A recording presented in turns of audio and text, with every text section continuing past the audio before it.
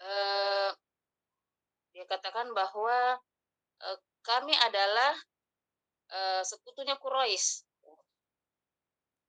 Kami adalah sekutu, Quraisy, maaf ya, yang pertama kali dia meminta perlindungan kepada bin Syuraik, Akhnas bin Syuraik. Lalu Akhnas menjawab, "Aku adalah sekutu Quraisy dan sekutu itu tidak memberikan perlindungan kepada siapapun." Karena mereka takut, ya. Mereka takut ketika nanti dikira mereka, ikut dengan Nabi Muhammad sehingga suku-suku Quraisy lainnya akan memeranginya. Sehingga dia menolak permintaan suaka dari Rasulullah Shallallahu alaihi wasallam. Nah, setelah Ahnas bin Syuraik menolak, lalu Rasulullah mengutus lagi seorang untuk menemui Suhail bin Amru dari Bani Amr. Lalu sama, jawaban Amir juga sama. Dia mengatakan, eh, Bani Amr tidak akan memberikan perlindungan kepada Bani Ka'ab. Jadi keturunan Bani Ka'ab. Lalu setelah itu tidak putus asa lagi Rasulullah. Dia utus lagi seorang untuk menemui Mut'im bin Adi dari Bani Naufal. Nah, kalau saya sebut Mut'im bin Adi, mungkin ibu-ibu ada yang ingat. Di mana nama ini pernah saya sebutkan? Masih ada yang ingat, Bu? Mut'im bin Adi. Saya sudah pernah menyebutkan nama ini sekali. Masih ada yang ingat di peristiwa apa? Itu Sudah tidak ada yang ingat? Jadi Mut'im bin Adi ini dikenal dengan orang yang sangat bijaksana, ya. Dia sangat bijaksana. Dia juga penyembah berhala, tapi dia baik hatinya, ya, sangat baik, selalu berbuat baik. Dan dia salah satu orang yang menyetujui, kemarin Ibu masih ingat tentang pembatalan pemboikotan, ya. Nah, salah satunya adalah Mut'im bin Adi. Lalu ketika utusan Rasulullah datang ke Mut'im bin Adi ini, ya, dia menerimanya. Dia langsung menerima tanpa AIU. Dia langsung menerima, kemudian dia mengambil senjatanya dan memerintahkan kepada anak-anaknya dan kaumnya untuk berangkat. Dia berkata kepada anak-anaknya, "Pakailah senjata dan berdiamlah kalian di sudut-sudut Baitullah, karena sesungguhnya aku telah memberikan perlindungan kepada Muhammad." Lalu dia mengirim kembali utusan itu kepada Nabi Muhammad untuk menyampaikan bahwa permintaan suakanya diterima oleh Mut'im. Alhamdulillah, ya, akhirnya Rasulullah bisa masuk, ya, Rasulullah dan Zaid bisa masuk ke kota Mekah dengan aman di bawah perlindungan Mut'im bin Adi ini. Kemudian Mut'im bin Adi pergi ke dia mengawal Rasulullah itu sampai ke Ka'bah. Kemudian di Ka'bah dia berteriak, "Wahai Quraisy, sesungguhnya aku telah memberikan perlindungan kepada Muhammad. Maka jangan ada seorang pun yang mengejek atau menyakitinya." Nah, Mut'im bin Adi sempat bertemu dengan Abu Jahal dan Abu Jahal bertanya, "Wahai Mut'im, apakah kau sudah ikut agamanya Muhammad atau kau hanya memberikan perlindungan?" Ya, kalau kau telah ikut agamanya Muhammad, maka demi Allah, ya, demi Allah kami semua akan memerangimu. Tetapi jika kau hanya melindungi dia, memberikan perlindungan kepadanya, maka itu adalah hakmu. Maka kata Mut'im bin Adi, saya hanya memberikan perlindungan. Ya, maka dia boleh melakukan hal itu dan hal itu biasa dilakukan di Mekah, ya. Nah, akhirnya Rasul dikawal sampai ke Rukun Yamani, yaitu salah satu pojok dari Ka'bah. Lalu Rasulullah tawaf tawaf di Ka'bah, kemudian sholat 2 rakaat, lalu pulang ke rumahnya dengan aman. Dan dia tetap dalam pengawalan apa dia dalam pengawalan Mut'im bin Adi beserta anak-anaknya serta pasukan-pasukan dari Mut'im bin Adi ini. Masya Allah, kebaikannya Mut'im bin Adi ini itu dikenang, itu membuat Rasulullah terharu sehingga Rasulullah tidak mengenangnya ketika pada saat perang Badar, ya, tapi sayangnya ketika itu Mut'im sudah meninggal sebelum perang Badar terjadi. Waktu di perang Badar itu karena banyak kekalahan di pihak musuh, ya, luar biasa bantuan Allah Subhanahu wa taala, maka sangat banyak tawanan-tawanan perang. Maka seorang boleh menebus bapaknya, menebus anaknya, menebus saudara-saudaranya ditawan waktu itu dengan imbalan memberi harta kepada pihak Rasulullah. Lalu apa kata Rasulullah? Demi Allah yang jiwa ini ada dalam genggamannya. Seandainya Mut'im bin Adi itu masih hidup, Lalu dia berkata kepadaku tentang tawanan kafir dalam perang Badar, niscaya akan aku ikuti perkataannya, kata Rasulullah. Hadis riwayat Bukhari. Ya. Ini menandakan bahwa seandainya Mut'im bin Adi masih hidup waktu itu dan dia katakan, wahai Muhammad, lepaskan semua tawanan perang, sungguh akan aku lepaskan. Seandainya Mut'im bin Adi berkata seperti itu. Makanya Rasulullah katakan, seandainya dia masih hidup, lalu dia berkata kepadaku tentang tawaran kafir dalam perang Badar, niscaya aku ikuti apapun perkataannya.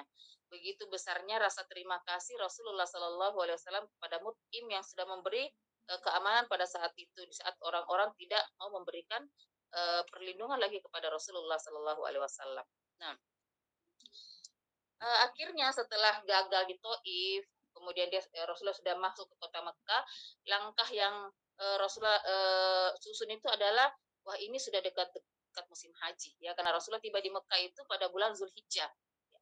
Tiba di Mekah pada Zulqaidah, ya Zulqaidah. Jadi setelah itu Zulhijjah, tahun 10 kenabian, dan pada saat itu mendekati musim haji. Jadi Rasulullah berpikir ini kesempatan, ya ini kesempatan yang sangat bagus untuk mendakwahi orang-orang atau kabilah-kabilah yang melakukan haji ke Baitullah. Sehingga Masya Allah, begitu program Rasulullah buat dalam waktu 10 hari, itu lebih dari 26 kabilah Rasulullah datangi langsung, ya door to door, mendatangi kemah-kemah mereka, mendatangi pemukiman-pemukiman mereka untuk menawarkan Islam ini dan meminta beliau diterima gitu loh. Jadi bagaimana keadaan Rasulullah pada saat itu, meminta perlindungan kepada mereka agar mereka melindungi Rasulullah dalam melaksanakan dakwanya seperti itu. Itu yang Rasulullah inginkan, sehingga 26 kabilah yang antara sini saya akan sebutkan, ya. Ada dari Bani Amr bin As bin So'so'ah, ada dari Bani Muharib, Bani Khasfah, Bani Fazaroh, Bani Ghussan, Bani Murroh, Bani Hanifah, Bani Sulaim, Bani Nasr, Bani Buka, Bani Kindah, Kalb, Kaab, dan lain-lain, masih banyak. Kurang lebih 26 kabilah, ya, yang tidak bisa disebutkan satu-satu. Nah, ada beberapa kabilah besar yang akan kita bahas pada malam hari ini. Yang pertama itu Bani Hanifah. Jadi Bani Hanifah ini, kalau kita sebut Bani Hanifah, ada satu orang yang luar biasa nantinya punya peran yang membuat kaum muslimin itu kocar-kacir, yaitu lahirnya dari Bani Hanifah ini Musailamah Al-Kadzab, ya. Nabi palsu yang menamakan dirinya nabi utusan Rasulullah, ya. Nah, utusan Allah, dia adalah nabi. Jadi dari Bani Hanifah ini. Jadi salah satu suku Arab lama yang terkenal dan merupakan pecahan dari kabilah Bani Bakar bin Wail. Tokoh yang menurunkan suku ini adalah Hanifah bin Lajim. Jadi saya sudah pernah jelaskan bahwa di Arab itu jika orang punya banyak keturunan, dia punya banyak anak, anaknya lagi punya banyak anak, banyak keturunan, maka dia berhak memakai namanya di depan nama kabilahnya. Jadi seperti ini, ya. Jadi tokoh yang menurunkan Bani Hanifah ini adalah Hanifah bin Lajim bin So'ab, maka namanya boleh dipakai menjadi nama kabilah, ya, Bani Hanifah. Bin Lajim bin So'ab bin Ali bin Bakar bin Wail, dan dia merupakan keturunan dari Rabi'ah bin Nizar bin Ma'ad bin Adnan. Jadi sebenarnya dia masih keturunan masih serumpun dengan Rasulullah Shallallahu Alaihi Wasallam. Tetapi dia merupakan penentang yang paling keras, ya. Jadi di antara kabilah-kabilah itu ada yang menolak Rasulullah dengan cara yang lembut, ada yang dengan cara sindiran, ada yang menolak dengan ya baik-baik. Tapi di Hanifah ini betul-betul ya penolakannya sangat tegas kepada Rasulullah, ya. Jadi beliau sendiri mendatangi Bani Hanifah ini. Dia datangi dari pintu ke pintu, ya, semacam sekarang itu dia tablik, ya, mengajak mereka untuk berislam, mengajak sholat, itu langsung didatangi ke rumahnya, door to door, ya. Dan beliau sendiri menawarkan kepada mereka, namun tak seorang pun di antara orang-orang Arab yang lebih buruk penolakannya daripada penolakannya Bani Abu Hanifah ini. Yang pertama, Bani Hanifah ini adalah kafilah pertama yang didakwahi oleh Rasulullah setelah dia berdakwah di kota Mekah dan Taif. Nah, yang kedua, Bani Kalb. Setelah Bani Hanifah, ada Bani Kalb. Di Bani Kalb ini adalah suku Arab yang sebagian besar tinggal di gurun dan padang rumput di Arabia, Barat Laut, dan Suriah Tengah. Salah satu sahabat Rasulullah yang berasal dari suku ini yaitu Zaid bin Haritha. Ibu-ibu, siapa itu Zaid bin Haritha? Pedang Allah. Tapi masih ingat kisahnya? Anak angkatnya Rasulullah. Ya, anak angkatnya Rasulullah, dan dia juga menemani Rasulullah ke dakwah Taif. Sekarang siapa masih ingat kenapa Zaid bin Haritha bisa menjadi anak angkatnya Rasulullah?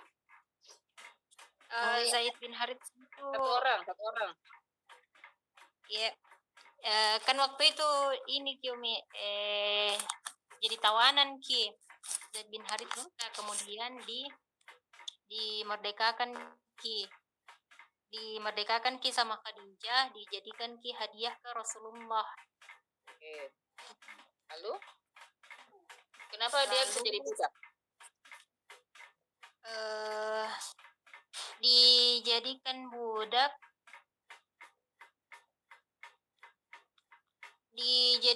Ki budak sama Rasulullah dari Khadijah. Jadi kisahnya ini Zaid bin Haritha ini bukan budak asli ya, bukan budak asli. Dia dari Bani Kalb. Waktu itu sukunya itu berperang. Nah, berperang dan ayahnya sebagai pimpinan suku itu kalah. Lalu si Zaid ini menjadi tawanan perang. Lalu dijuallah di pasar-pasar, berganti-ganti orang menjualnya, beli dijual, beli dijual. Akhirnya sampai di kota Mekah. Ya, sampai di kota Mekah, lalu dibeli oleh Khadijah. Nah, dibeli oleh Khadijah, ketika Khadijah menikah dengan Rasulullah, dihadiahkan kepada Rasulullah. Lalu oleh Rasulullah itu diangkat menjadi menjadi anak angkat, dimerdekakan lalu diangkat anak. Nah, karena bapaknya kepala suku, ya, kepala suku itu dia terus mencari anaknya. Dia cari anaknya kemana-mana. Akhirnya dia mendengar bahwa anaknya bersama Muhammad. Datanglah ayahnya. Memang sirut terus diulang-ulang biar tinggal ya. Walaupun saya sudah pernah sampaikan ini. Bapaknya menghadap ke Rasulullah untuk membebaskan, minta agar anaknya ini dibebaskan karena dia bukan seorang budak asli. Dia katakan, saya akan tebus anak saya akan merdekakan anak saya berapapun yang Anda inginkan, ya berapapun yang Anda minta, dengan harga berapapun. Lalu apa kata Rasulullah itu? Tidak perlu Anda memberikan apapun kepada saya, cukup tanyakan kepada Zaid, ya, apakah dia memilih Anda ayahnya atau memilih bersamaku. Kalau dia memilih bersama Anda, maka dia akan kubebaskan dan menjadi orang bebas. Tetapi kalau dia memilih kepada saya, maka dia akan tetap menjadi budakku. Lalu ketika ayahnya sampaikan kepada Zaid, ya, kata ayahnya, wahai Zaid, masya Allah, tuanmu itu sangat bijaksana, ya, sangat bijaksana. Dia cuma memberi pilihan, apakah kau mau ikut ayah atau ikut dia. Sebaiknya kau ikut ayah, karena nanti kamu yang akan menggantikan ayah menjadi pimpinan kabilah kita. Tetapi jawaban Zaid ini di luar prediksi ayahnya. Malah Zaid memilih hidup bersama Rasulullah. Dia katakan, saya tidak pernah menemukan sebaik-baik orang seperti Rasulullah, sebaik-baik akhlaknya. Karena Masya Allah, Rasulullah tidak pernah memperlakukan Zaid seperti budak. Tapi betul-betul dia memuliakan Zaid, dan Zaid melihat akhlak Rasulullah itu, sehingga itu membuat Zaid betah di sisi Rasulullah SAW. Seperti itu. Nah, dari sini, dari Bani Kalb ini, Zaid bin Haritha ini, yang ayahnya sendiri jadi kepala suku. Nah, di Bani Kalb ini sebagian besar itu beragama Kristen, dan mereka tetap dalam agama Kristen itu hingga Rasulullah wafat. Tidak ada masuk Islam. Nah, mereka masuk Islam secara besar-besaran ketika kaum muslimin itu menaklukkan Suriah Bizantium. Nah, baru mereka besar-besaran eksodusnya masuk Islam. Nabi sendiri yang datang ke perkampungan mereka, yang mereka juga disebut dengan Bani Abdullah. Kemudian Rasulullah menyeru kepada Allah, dia berhadapan langsung dengan mereka, mendakwahi mereka, ya, mereka bahkan Rasulullah bersabda, wahai Bani Abdullah, sesungguhnya Allah telah membaguskan nama bapak-bapak kalian, sudah dipuji-puji bagaimana keturunannya, hendaknya kalian bersyukur kepada Allah, jangan mempersekutukannya. tapi mereka tetap saja menolak dan tidak masuk Islam. Jadi sudah dua, Bani Hanifah dengan Bani Kalb. Yang ketiga, kafilah yang didakwai oleh Rasulullah adalah Bani Amr So'so'ah. Bani Amr So'so'ah. Nah, Bani Amr So'so'ah ini juga adalah suku besar dan anggaplah suku yang paling tua, ya. Suku tertua yang berasal dari wilayah tengah barat laut semenanjung Arab. Mereka menguasai wilayah Najd. Nah, sama Rasulullah juga mengajak mereka menyembah Allah dan membantunya menyiarkan agama Islam. Jadi setiap Rasulullah menemui kabilah, dia selalu mengatakan bahwa bantu saya, ya, bantu saya. Artinya kalau mereka menerima Rasulullah, maka Rasulullah itu akan ikut dengan kabilahnya mereka, seperti itu. Itu sampai Rasulullah menawarkan diri loh kepada mereka, ya, bahwa beri perlindungan kepada saya ikut kepada kalian. Salah satu dari pemimpin sukunya, ya, Buhairah bin Faras berkata seperti ini. Demi Tuhan, jika kita menerima tawaran anak muda ini, kabilah-kabilah Arab akan menindas dan melenyapkan kita. Karena dia sudah dengar bagaimana pemboikotan itu terjadi kepada Rasulullah dan kabilahnya. Dia juga berkata, apabila kami menerima ajakanmu dan orang-orang yang menentangmu mengetahuinya, apa yang bisa kau lakukan untuk kami? Ya, kata si Buhairah bin Faras tadi. Apa kata Rasulullah? Lalu dia lanjutkan, terus bagaimana pula nasibmu? Bagaimana, apa yang kau bisa lakukan kepada kami dan bagaimana nasibmu sendiri? Ya, Rasulullah menjawab, semua telah digariskan Allah Subhanahu wa taala. Dia berhak melakukan apa saja yang dia kehendaki. Mendengar jawaban Rasulullah seperti ini yang tidak jelas, ya, tidak nyata, yang bersifat sangat abstrak, apa kata Buhairah bin Faras? Wahai anak muda, menerima ajakanmu itu hanya akan mendatangkan permusuhan dengan kabilah-kabilah Arab, ya. Kita akan bermusuhan dengan kabilah-kabilah Arab. Sementara tidak ada sesuatu pun yang bisa diharapkan darimu. Jika kau serahkan nasibmu kepada Allahmu itu, kami tidak sudi menerima ajakanmu. Akhirnya kabilah ketiga pun tidak masuk Islam. Lalu berpindahlah Rasulullah ke Bani Qais. Waktu itu Rasulullah berada di salah satu rumah Bani Amr. Kemudian tiba-tiba datanglah pemuda-pemuda dari Bani Qais. Ibu masih ingat enggak? Kalau saya sebut Bani Qais ini, ingat yang di mana?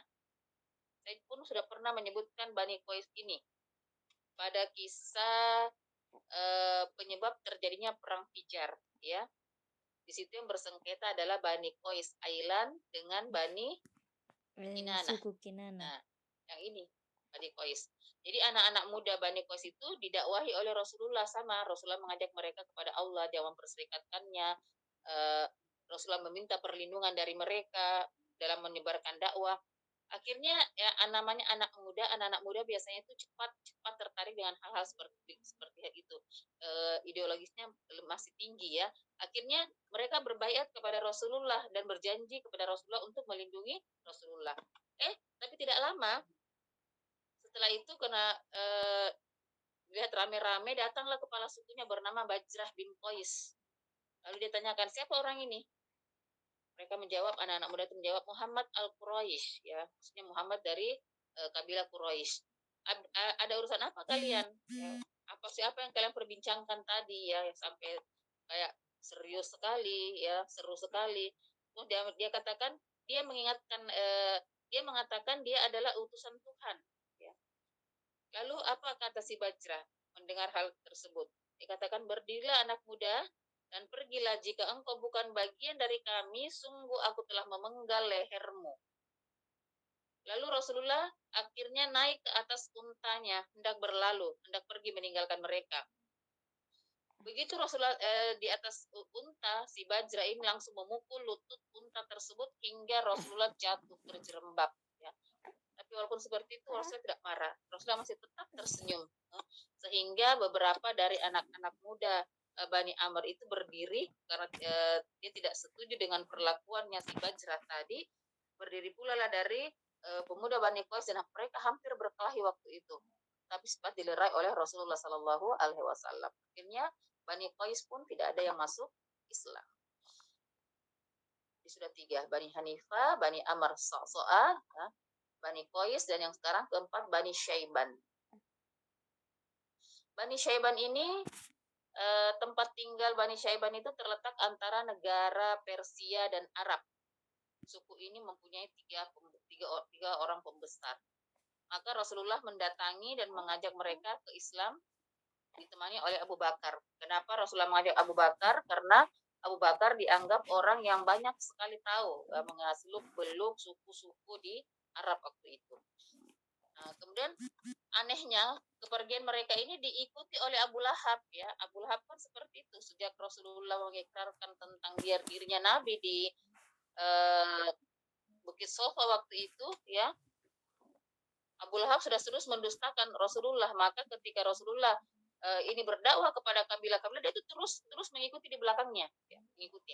Dan dia berkata kepada setiap orang yang mendengar ajakan Rasulullah, jangan kau percaya kepadanya, aku ini pamannya, aku tahu sekali bagaimana dia, bagaimana kebohongannya. Dia itu orang gila, dia itu penyihir ya, sampai seperti itu disebutkan.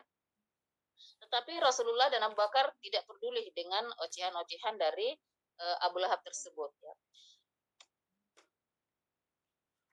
Akhirnya sama, tidak ada bedanya.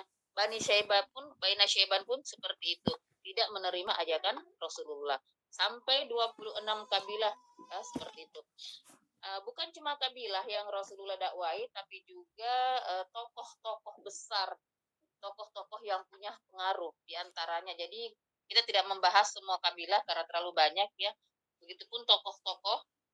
Nah, alhamdulillah tokoh-tokoh yang ditemui oleh Rasulullah ini rata-rata masuk Islam ya. Yang pertama itu Suhaib bin Samit. Suhaib bin Samit ini dia seorang penyair yang sangat cerdas, berasal dari Yasrib. Yasrib itu Madinah sebelum hijrahnya Rasulullah, namanya Yasrib.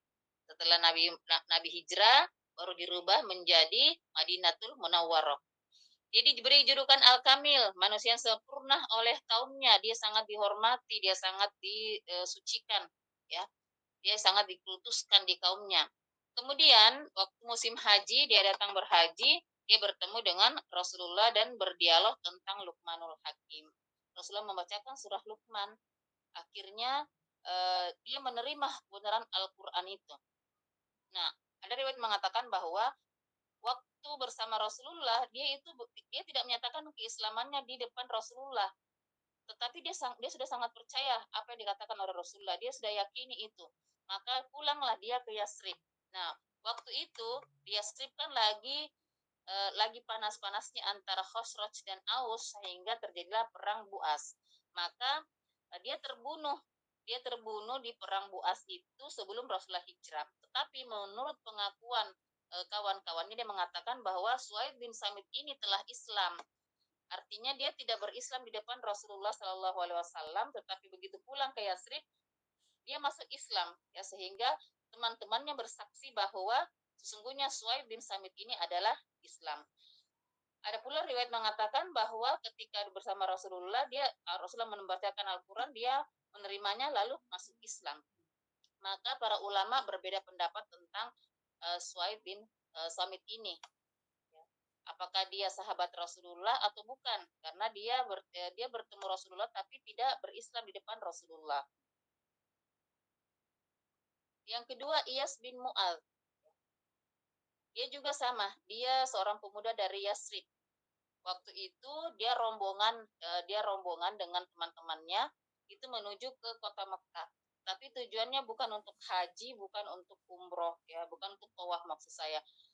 Tapi dia ke sana untuk meminta sekutu, mau bersekutu dengan Quraisy. Untuk apa? Agar membantu mereka menghadapi suku Khazraj. Karena Iyas bin Mu'adz ini dari suku Aus.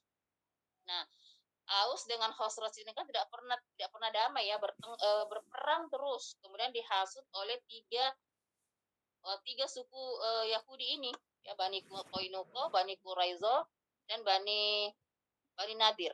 Nah, itu. Jadi Yahudi memang ini kerjanya suka suka mengadu domba, ya suka ngompor-ngompori. Kemudian apa yang mereka lakukan? Dia buat senjata ya, tiga suku Yahudi ini buat senjata, kemudian itu dijual kepada Bani Aus dan Bani Khosraj untuk saling berperang. Ya keuntungannya tentu kepada orang-orang Yahudi ini. Jadi memang wataknya dari dulu sudah seperti itu. Nah, samalah dengan negara kita sekarang, dengan dunia sekarang ini. Orang perang sana sini, dia yang mengadakan senjatanya dibeli, dia yang kaya raya. Orang sudah saling saling berperang. Nah, jadi tujuannya Iyas bin Mu'az ini datang rombongan itu ke kota Mekah untuk meminta bersekutu dengan Quraisy agar Quraisy mau membantu mereka menghadapi suku Khosraj, karena suku Khosraj ini lebih besar daripada suku Aus. Mereka agak kecil ya dibanding Khosraj. Nah, setelah masuk ke kota Mekah, tiba di Masjidil Haram, mereka bertemu dengan Rasulullah. Jadi Rasulullah memperkenalkan dirinya, kemudian mendakwahi mereka, mengajak mereka masuk Islam, ya, mengajarkan tentang adab-adab, mengajarkan bagaimana itu Islam, ya. Itu dijelaskan semua kepada Rasulullah. Iyas ini sangat tertarik dengan apa yang dikatakan oleh Rasulullah, tertarik. Lalu dia menyerukan kaumnya. Dia katakan, demi Allah, apa yang disampaikan oleh orang ini lebih baik, ya, lebih baik dari apa yang ada pada kalian. Jadi dia memang sudah menunjukkan ketertarikannya. Setelah berkata seperti itu, salah satu dari kaumnya itu menolak, ya, yang rombongan tadi, dia menolak lalu melemparkan wajahnya Iyas bin Mu'az ini dengan tanah, ya, dengan tanah batok. Dilemparkan ke wajah Iyas bin Mu'az kan karena jengkelnya. Akhirnya mereka pulang. Karena peristiwa ini Iyas tadi mereka pulang tidak jadi, tidak tercapai tujuan mereka untuk meminta sekutu dengan orang-orang Quraisy. Mereka pulang kembali ke Yasrib. Dan Iyas meninggal setelah dia masuk Islam, ya, dia pulang ke Yasrib, itu dia selalu bertahmid, tahlil. Jadi dia meninggal itu dalam keadaan senantiasa bertakbir dan bertahmid. Walaupun dia belum bisa mengajak orang lain untuk masuk Islam. Tapi Masya Allah dia sudah menjaga dirinya dari hal tersebut dan selalu berzikir, selalu bertakbir, selalu bertahmid. Ini Iyas bin Mu'az yang uh, orang kedua individu yang masuk Islam karena dakwah langsung dari Rasulullah setelah pulangnya dari Taif. Kemudian yang ketiga Abu Zar Al-Ghifari. Jadi ini kita tidak bahas semua, cuma yang luar biasa kisahnya, ya. Abu Zar Al-Ghifari, nama aslinya ini Jundub bin Junadah. Jadi kalau ibu nanti sampai pada habis arba'in, ya ada hadisnya, ya. An Abidarin Jundub bin Junadah. Jadi itu nama aslinya, Jundub bin Junadah. Dia salah satu kepala suku terbesar, ya, suku Ghifar namanya, suku Ghifar. Jadi letaknya itu jauh sekali dari kota Mekah. Itu kalau perjalanan memakan waktu 30 hari, ya, untuk sampai ke Mekah dari tempatnya dia ke Mekah. Nah, waktu itu Abu Zar mendengar tentang ada seorang rasul yang dikirim di tanah Arab, diberi Al-Qur'an, ya, dia diangkat oleh Allah Subhanahu wa taala menjadi nabi. Itu dia dengarkan dari sahabatnya Suaid bin Iyas. Dia sangat tertarik. Lalu dia utus saudaranya. Untuk menemui Rasulullah. Jadi dia utus adiknya, ya. Akhirnya pergilah si adik ini ke kota Mekah. Kemudian dia memata-matai rumah Rasulullah SAW. Dan ketika sudah menemuinya, dia curi dengar apa-apa yang Rasulullah ajarkan dengan sahabat-sahabatnya. Nah, setelah dia merasa mengumpulkan sudah banyak informasi tentang Nabi Muhammad, dia lalu pulang kembali ke tempatnya dan menemui kakaknya. Sampaikan, apa yang kau dapatkan dari hasil penelitianmu tentang Muhammad? Dia katakan, tidak ada yang saya dengar darinya kecuali dia mengajarkan kepada sahabat-sahabatnya tentang kebaikan, meninggalkan keburukan. Dia mengajarkan tentang akhlak yang baik dan meninggalkan akhlak-akhlak yang buruk, ya. Ini membuat Abu Zar Al-Ghifari semakin penasaran. Dia katakan, aku tidak puas dengan informasi darimu, ya. Aku tidak puas. Kalau begitu aku akan pergi cari sendiri. Akhirnya dia mengumpulkan perbekalannya karena perjalanannya lumayan 30 hari dan 1 bulan. Dia kumpulkan perbekalannya, kemudian dia pergi sendiri ke kota Mekah. Sampai di sana dia ke Masjidil Haram. Tapi dia tidak pernah bertanya kepada penduduk di situ yang mana namanya Muhammad, karena dia takut jangan-jangan orang yang dia tanya nanti adalah orang yang memusuhi Muhammad. Akhirnya dia pantau sendiri. Ya, hari pertama dia tidak dapatkan. Besoknya dia datang lagi ke masjid. Dia pantau lagi. Dia sama sekali tidak bertanya sama sekali. Sampai hari ketiga. Nah, di hari ketiga ternyata diam-diam Ali bin Abi Thalib ini sering memperhatikan ini. Dia tahu bahwa orang ini bukan orang Arab, kayaknya orang jauh. Maka Ali mendekatinya. Dia mengatakan bahwa maukah kamu menjelaskan tentang dirimu kepadaku? Ya, saya melihat kamu bukan dari orang-orang Arab di sini. Sepertinya Anda orang dari jauh. Maukah kau bercerita memperkenalkan dirimu kepadaku? Lalu Abu Zar dengan sangat hati-hati dia katakan seperti ini. Maukah kau berjanji kepadaku? Ya, setelah aku menceritakannya, saya mengambil sumpahmu, gitu, agar kau tidak mengatakannya kepada siapapun. Lalu Ali dengan mudahnya tersenyum, kemudian mengatakan, aku berjanji, aku mengambil sumpah itu. Lalu dia ceritakanlah tujuan dan maksudnya ke kota Mekah, ya. Akhirnya apa kata Ali? Kalau begitu, kalau itu yang kau cari, maka ikutlah denganku, ya. Ikutlah denganku. Dia katakan seperti ini. Tetapi kita tidak boleh jalan bersamaan, ya. Kalau dalam perjalananku nanti aku mendapatkan kendala, maka kamu jangan memperlihatkan tanda-tanda bahwa kau mengenalku. Anggap saja kita tidak saling mengenal. Tetapi jika perjalananku tidak ada hambatan, maka teruslah ikuti aku. Dan ketika aku masuk ke dalam sebuah rumah, ikutlah masuk ke dalamnya. Seperti itu. Lalu Abu Zar Al-Ghifari mengikuti sarannya Ali bin Abi Thalib dan alhamdulillah beliau berhasil bertemu dengan Rasulullah dengan aman tanpa ada kendala. Akhirnya ketika bertemu dengan Rasulullah, Rasulullah mengajarkan tentang Islam kepada Abu Zar, ya, dan Abu Zar menerimanya dengan sepenuh hati karena memang keimanan itu sudah ada, sudah tumbuh. Tinggal dia ingin sekali bertemu dengan Rasulullah. Lalu kata Rasulullah, wahai Abu Zar, pulanglah kau kepada kaummu dengan sembunyi-sembunyi, ya, jangan sampai menampakkan keislamanmu, karena Rasulullah pun pada saat itu sudah sangat tertekan. Pulanglah kau kepada kaummu dengan sembunyi-sembunyi, dan engkau boleh kembali lagi jika kami telah mendapatkan kemenangan, ya. Nah, tapi Abu Zar ini yang baru saja masuk Islam, ya, masih apa ya, semangatnya, dia seorang pemuda, kemudian dia juga seorang kepala suku, itu rasa rasa egoismenya itu sangat tinggi. Jadi ketika dia sudah meyakini kebenaran itu, apa yang dia lakukan? Dia menuju ke Masjidil Haram, kemudian dia berteriak dengan lantang menyatakan keislamannya. Dia berteriak asyhadu alla ilaha illallah wa asyhadu anna muhammadar rasulullah, sampai orang-orang yang melihat itu kaget, ya. Bayangkan di saat tidak ada pelindung agama Islam di Mekah pada saat itu, tiba-tiba ada orang yang berteriak seperti itu, berani-beraninya berteriak di tengah umum. Akhirnya dia dikerumuni orang, dipukuli, ya, dibonyok-bonyok, pokoknya dikeroyok waktu itu sampai nyaris saja Abu Dhar itu terbunuh kalau tidak segera Abbas datang menolongnya, ya, Abbas. Kalau saya sebut Abbas, Ibu, Abbas itu siapa?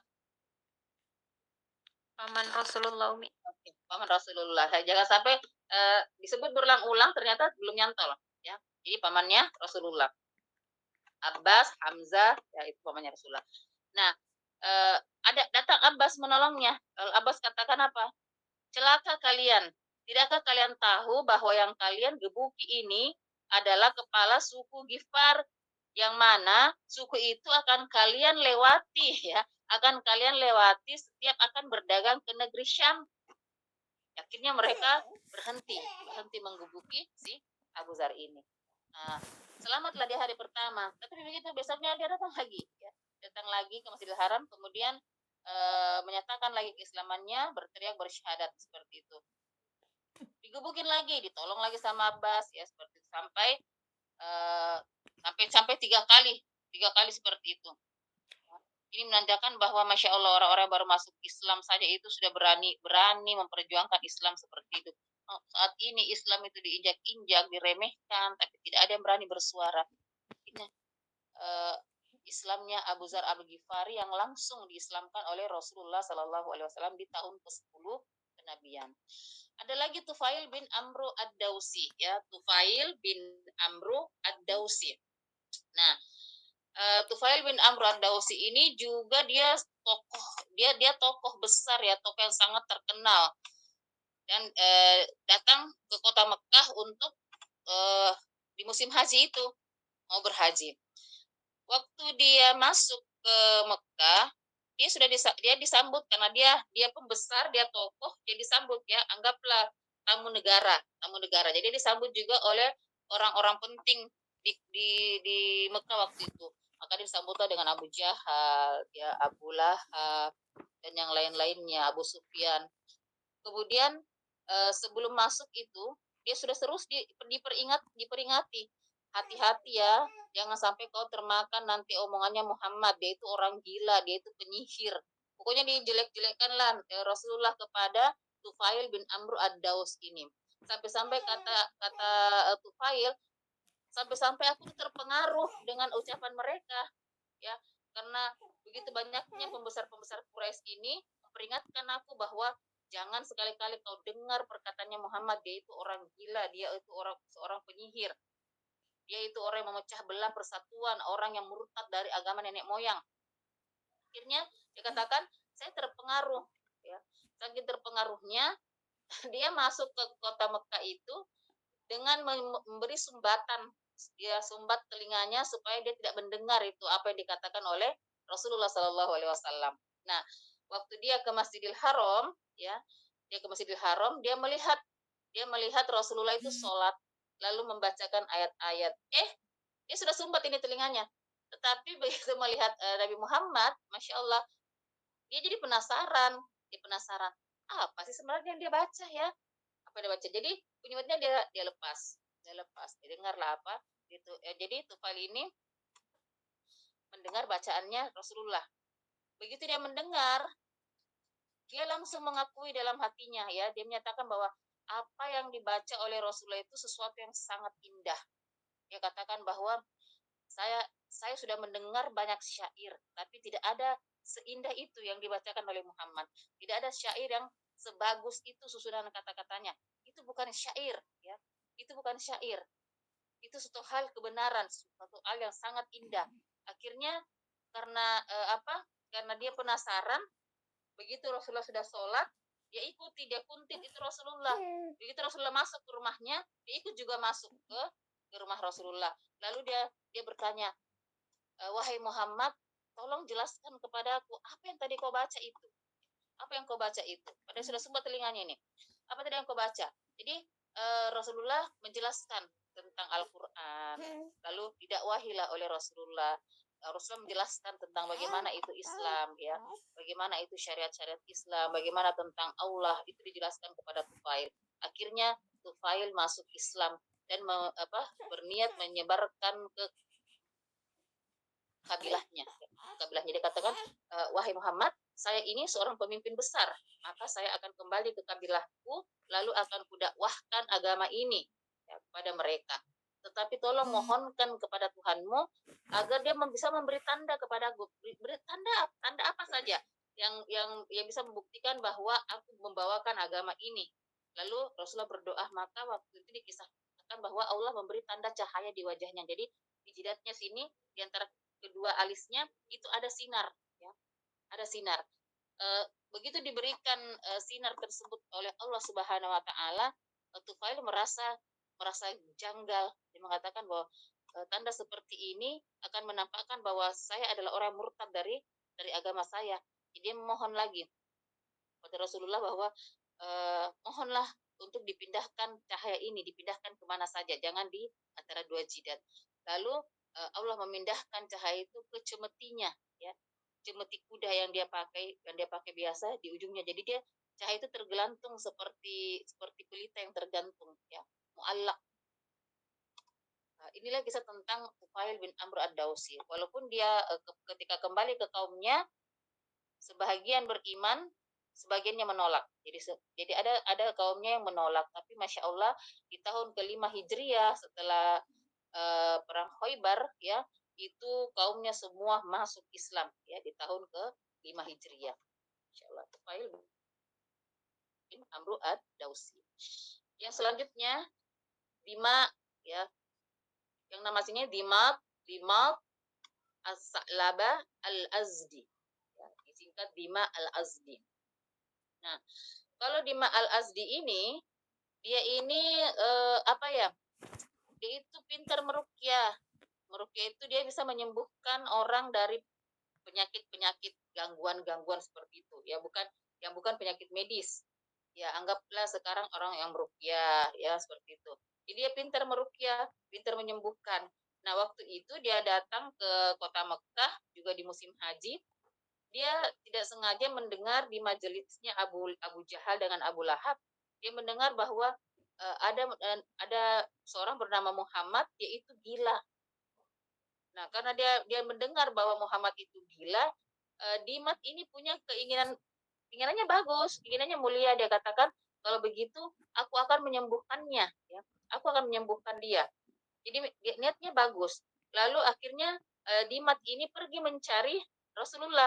Nah, begitu dia menemui Rasulullah, dia katakanlah bahwa maukah kau aku sembuhkan? Bukankah kau gila? Ya, jadi dia terus terang seperti itu kepada Rasulullah.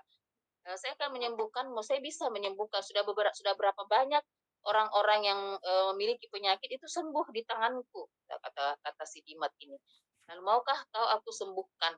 Lalu eh, Rasulullah hanya tersenyum, ya. Rasulullah hanya tersenyum. Kemudian apa kata Rasulullah? Rasulullah membacakan kata-kata yang didengarkan Dimat itu, masya Allah. Apa kata Rasulullah? Rasul katakan, Innal hamdalillah nahmaduhu wa nasta'inuhu. May yahdihillahu fala mudhillalah wa may yudlil fala hadiyalah. Asyhadu an la ilaha illallah wa asyhadu anna Muhammadar Rasulullah amma ba'du. Rasulullah cuma mengatakan itu. Lalu begitu Dimat mendengar, dia sangat tertarik dengan ucapan Rasulullah tadi. Rasulullah katakan, wahai Muhammad, coba kau ulang lagi apa yang kau katakan tadi. Coba kau ulang lagi. Lalu Rasulullah mengulang lagi. Innal hamdalillah nahmaduhu wa nasta'inuhu may yahdihillahu fala mudhillalah wa may yudlil fala hadiyalah. Asyhadu an la ilaha illallah wa asyhadu anna Muhammadar Rasulullah amma ba'du. Jadi itu diulang Rasulullah sebanyak 3 kali. Dan si Dima ini mendengar itu, dia sangat tahu bahwa ini kalimat yang benar, bukan ucapannya orang gila, ya. Dari makna yang tersirat dari apa yang diucapkan oleh Nabi Muhammad itu menunjukkan bahwa yang dibawakan oleh Nabi Muhammad ini adalah sesuatu yang hak, sesuatu yang benar, sesuatu yang tidak bisa terbantahkan. Maka dari situ akhirnya Dima itu berbayat kepada Rasulullah. Dia masuk Islam dan langsung berbayat kepada Rasulullah. Masya Allah. Nah, inilah tadi beberapa kabilah dan yang didakwai oleh Rasulullah langsung di tahun ke-10 Hijriah sekembalinya beliau dari dakwah Taif, dan juga beberapa tokoh yang masuk Islam dengan dakwah langsung dari Rasulullah di musim haji tersebut. Jadi saya kira ini materi untuk hari ini. Insya Allah kita lanjutkan pekan depan kalau tidak ada kendala. Kita akan lanjutkan ke materi selanjutnya. Saya kembalikan kepada MC. Semoga dari apa yang kita pelajari hari ini banyak hikmah yang bisa kita petik ya, tentang bagaimana keteguhan Rasulullah dalam berdakwah. Tidak ada kata menyerah. Pokoknya terhambat satu, cari jalan yang lain. Ibaratkan air terhalang di sini, dia akan cari tembusan ke tempat yang lain. Tidak memiliki mental kerupuk, mental yang cepat lembek, ya. Apalah artinya kita ini yang kadang-kadang cuma diberi tugas saja, diberi tugas mungkin, atau ditugaskan ke tempat-tempat tertentu untuk merintis atau untuk meneruskan. Kemudian kita tidak melihat hal-hal yang tidak sesuai dengan keinginan kita, lalu kita mundur. Ya, ini terlalu kecil dibandingkan apa yang telah dialami Rasulullah.